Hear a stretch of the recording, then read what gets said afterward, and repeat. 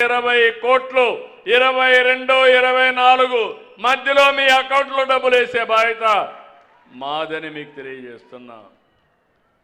2024 మీరంతా కూటమి అభ్యర్థుల్ని గెలిపించారు.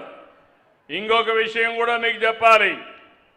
నేను ఇంతకుముందు పట్టణ ప్రాంతాల్లో చెప్పాను. డిప్యూటీ సీఎం మిత్రుడు పవన్ కళ్యాణ్ గారు ప్రాతినిధ్యం వహించే పంచాయతీరాజ్ డిపార్ట్మెంట్లో 3 ఏళ్లలో ఇంటింటికి కొళాయి ఇవ్వడానికి జేజేఎం కింద 23,000 కోట్లు ఖర్చు పెడుతున్నాం. PMGSY కింద 2,000 కోట్లు ఖర్చు పెడుతున్నాం. GMRAMG కింద 6,000 కోట్లు ఖర్చు పెడుతున్నాం. మ్యాజిక్ డ్రైన్కి 500 కోట్లు ఖర్చు పెడుతున్నాం. గ్రీనరీకి 3,000, ఫామ్ పాండ్స్కి 1,000 కోట్లు, మొత్తం కలిసి 33,000 కోట్ల రూపాయలు ఇందులో ఖర్చు పెడుతున్నాం. ఫైనాన్స్ కమిషన్ డబ్బులు వస్తాయి.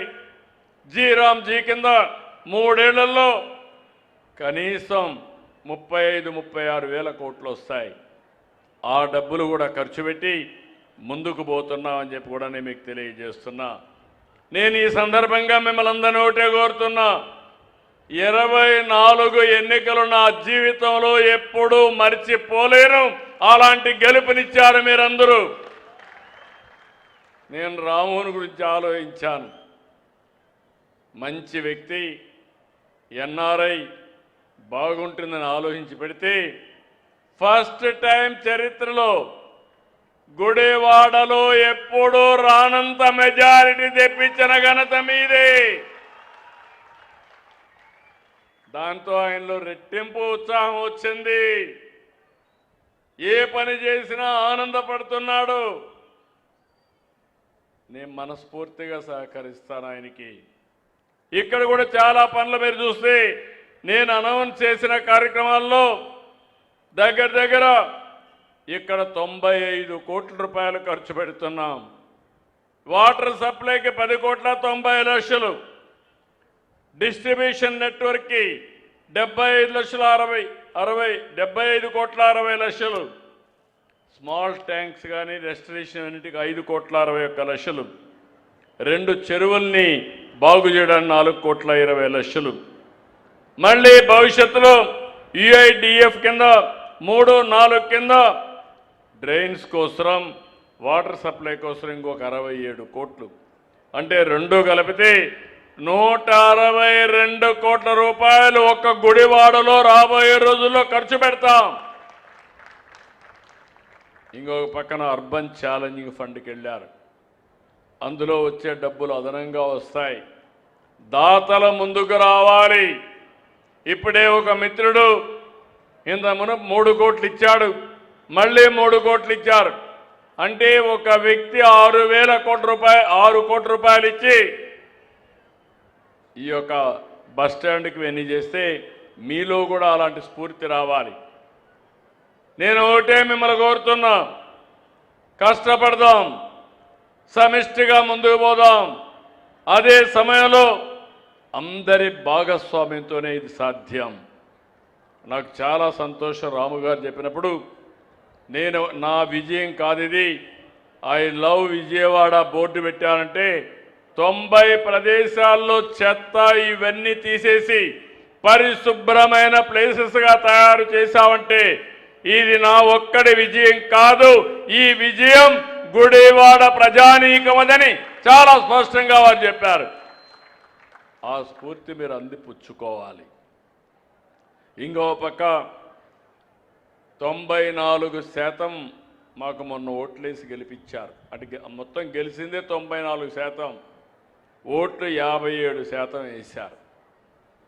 చరిత్రలో చాలా ఎన్నికలు చూశాం, కానీ మన నాయకుడు ఎన్టీ రామారావు గారు ఒక హిస్టారికల్ ఎన్నికల్లో కూడా ఇంత పెద్ద మెజారిటీ రాలా. కానీ మొన్న వచ్చాయి.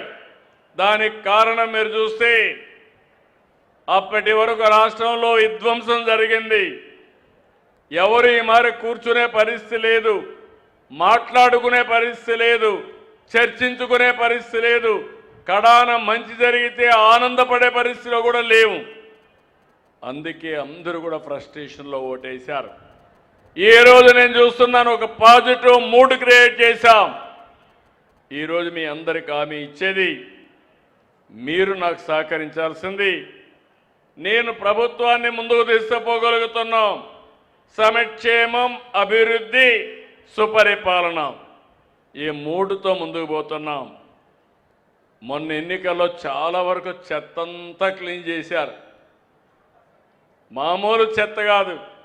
ఆ నోర్లు ఏమి నోర్లో నాకు అర్థం కాలేదు, కానీ ఆ నోర్లన్నీ ఫెనాయిలే శుభ్రంగా క్లీన్ చేశారు మీరు. ఇప్పుడు మిమ్మల్ని అడుగుతున్న, ఇంకా అక్కడక్కడ కొంత చెత్త వాసనలు ఉన్నాయి. ఇంకా రాజకీయాల్లో క్రిమినల్స్ వాళ్ళు మారరు, జీవితంలో మారరు. మనం మార్చాలన్నా మారే పరిస్థితి శాశ్వతంగా వీళ్ళని మార్చేయడం తప్ప లేకపోతే వీళ్ళు మారే పరిస్థితులు లేదు. కుట్రలు, కుతంత్రాలు, ఇంకో పక్క సోషల్ మీడియాలో ఆడబిడ్డల పైన పోస్టింగ్స్ పెట్టి, మొన్న సాక్షాత్తు డిప్యూటీ సీఎం కుటుంబం పైన పెడితే అడిగితే ఇది మా స్వేచ్ఛ, మా ఇష్టం అనే పరిస్థితికి వచ్చారు. అలాంటి వారికి రాజకీయ పార్టీలు డబ్బులు ఇచ్చే పరిస్థితికి వస్తున్నాయి. నేను ఎప్పుడు కూడా పౌరుషంగా మాట్లాడను, కానీ ఒక్క విషయం మీరు గుర్తుపెట్టుకోవాలి.